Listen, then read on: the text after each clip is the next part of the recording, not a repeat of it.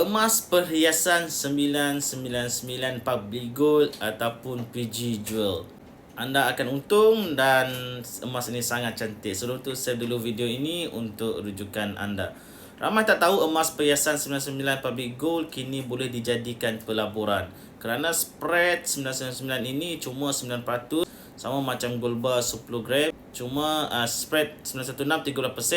Jauh lebih rendah daripada kedai biasa iaitu 20 hingga 30%. Maknanya boleh pakai emas cantik dan tambah aset pelaburan. Anda akan menang 2 kali, cantik tambah untung. 3 cara mudah untuk beli barang kemas 99 ini. Yang pertama, keluarkan saja daripada akaun emas JAP. Yang kedua, bayar ansuran 6 bulan untuk 1000 ke atas. Dan ketiga, bayar secara penuh. Jadi kalau anda nak dapatkan keluarkan emas daripada PG Jewel ataupun daripada akaun emas JAP anda dalam bentuk barang kemas 999, anda boleh tengok video 5 langkah untuk mulakan simpanan emas ataupun isi video dekat bawah. Saya akan bantu anda sebaiknya. Jemput follow, komen untuk lebih banyak ilmu kewangan dan emas.